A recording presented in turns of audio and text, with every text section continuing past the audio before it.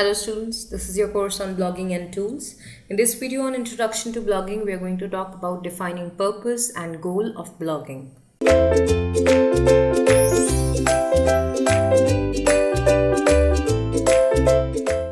So up until now, we've been discussing about what blogging is and what are the different types of blogs, what are the benefits of blogging, and it's possible that you are currently gearing up to start setting up your own blog. Before you jump into that, what you need to do is define the core purpose of your blog. Personal blogging can be done for a variety of reasons, such as creating a platform to share own thoughts, establishing self as an expert in a field, sharing experiences, becoming an influencer or affiliate, or simply making money. What you need to understand is what is your underlying motivation, what is it that you want to achieve by engaging in this activity before you jump into it, because it's very likely that if you've not paid any attention to this step in the process, 1 week after setting up your blog, 1 week after you have aggressively posted, let's say about 20 posts, you will lose interest and the blog will be lost into oblivion. So for you to avoid from that to happen, what you need to figure out is that what is the underlying purpose or goal that you want to achieve, and how you can ensure that you can commit to a schedule, you can commit to regular activities, regular actions, regular posting, regular content creation, curation, to ensure that those goals are achieved.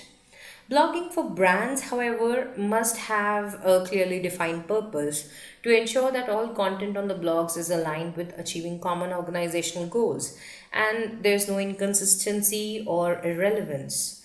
Which means that if you are learning this particular skill, you are learning this particular course also to become a blogger for a company or become a content creator for or a blog manager for an organization, you will have very less creative control, because the objective, the purpose, the goal will be defined by the company. Company blogs can have the purpose of improving site traffic. This is usually their underlying goal. They can be designed to build brand awareness, and therefore the kind of content that you would be publishing on such blogs would have to be highly shareable and would have to be something that can really attract audience reaction, audience attention, and motivate audience reaction and establish the brand as a positive entity.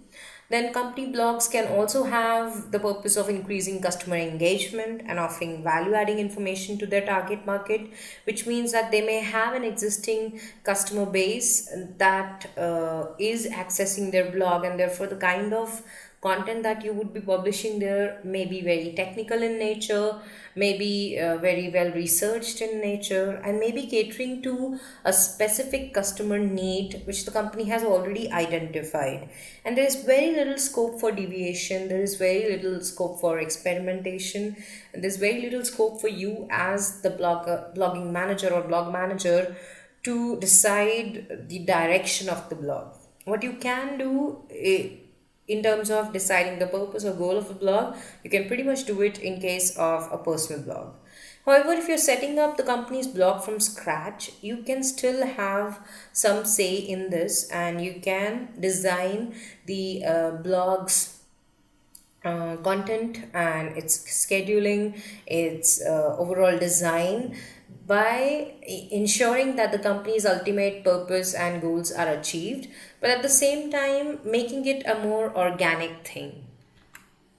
Now, what you need to do is you need to set smart goals for your blogging. And when I say smart, I mean you need to ensure that whatever goals you are setting up for your blogging activity are specific. That means you set real numbers, real deadlines, actual dates should be there, actual quantifiable amount of traffic that you want to achieve, likes you want to achieve, shares you want to achieve should be defined by you, so that you can visualize things happening for the blog. And if things are not really on the track, you can identify it in a timely manner that something different has to be done for the blog. Then they have to be measurable goals, that meaning that from time to time you should be able to access some statistics, access some data, access the performance of your blog in some way. And it should not be a subjective goal that you cannot really figure out how to track. So whether your blog is popular or not, for you to be able to measure it, what you have to be able to access is the number of visitors, number of likes, comments, shares that your blog is achieving. And of course, there are a lot of CMS platforms and hosting service providers that give you ready access to this data. But if there is a particular purpose or goal which you cannot really measure from your blog, that how many people you have impacted through your blog, it's definitely not a smart goal then, because what gets measured gets done. So if you're not able to measure it, you won't really be able to achieve that goal in the long run, and that is something which would then turn into a sore spot for the blog and might put you off from coming up with creating and consistent content. Then your goals should be attainable. You should be able to work towards these goals, and even though they may be challenging, there should be actionable steps that you can take to attain those goals. For instance, if you set a goal that you want to have 100,000 visitors for your blog by the end of the year, and you are posting just one post in a week, it's definitely non-attainable. What you can do to attain this particular goal is improve the number of posts you're publishing, also ensure that your blog is optimized. You also ensure that the kind of niche that you're operating in has that kind of market potential that 100,000 visitors can be acquired in a year's time. Only then such a goal will make sense for your blogging efforts. They should be realistic. You should be honest with yourself and know how much you can invest in the blog, what your team is capable of, what you need to acquire, what you need to develop, and you should be able to remember that there would be failures also. So there should be some leeway, there should be some scope for the goals to not be attained. And if that happens, there should be realistic accountability which is distributed amongst the team which is behind the blogging effort. Lastly, they should be time bound. You should give yourself clear deadlines to be achieved. And instead of thinking that one day the blog will be hit or will be successful, set timeline for yourself, maybe in months, quarters, years, but they should be there so that you can drive your ultimate blogging efforts in that direction more effectively, more efficiently. Because ultimately, the whole activity is human driven, and humans are very much motivated by time specific goals. And if you can assign such deadlines, timelines to certain KPIs to be achieved for the blog, you can keep almost everything on track. And this basically means that whether you want to simply talk about your journey, whether you want to curate content, whether you just want to make money out of the blog, you have to ensure that every such goal is specific. How many visitors, how much money, and by when do you want to do it? How are you going to do it? Is it realistic to do it? And can you measure that you have achieved your goal or not from time to time? You have to ensure that whatever goal or purpose that you've defined for your blog is qualifying on these 5 parameters. If you do that, you're very much on track of better understanding and devising your blogging strategy, and you can actually successfully achieve a lot of your inherent goals for your blog. Now, goals can be used to design blogging strategy primarily because they help you decide the niche in which to produce blog content. If making money is the main concern for you, then obviously while selecting a niche, you would not be able to gravitate towards niches which are too small and that don't have a lot of monetization potential. You will have to stick to popular niches, and that would really help you be selective and finally arrive at a niche that you are somewhat passionate about, somewhat informed about, and can consistently write about so that you can eventually start making money out of your blog.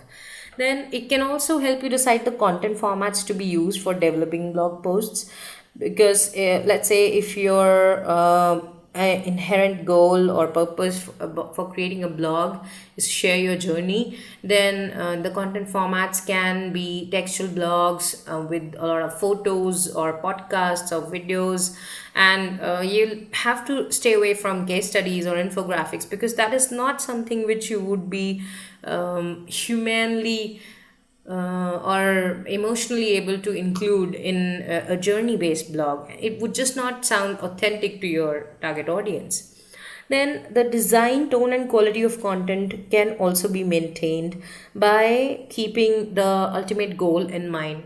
If your goal is to make money and you've selected food as the niche in which you want to operate, then it's clear that your design has to be very visual and very guiding in nature. It has to be friendly in nature. The tone and quality of content has to be such that users should be encouraged to come back to the blog again and again for the overall experience that they have on the blog. And alternatively, if your ultimate goal is to put your brand out there and provide value adding information, guides, helpful tips to your customers about how to use your products and services, the design can automatically become very professional, and so would the tone.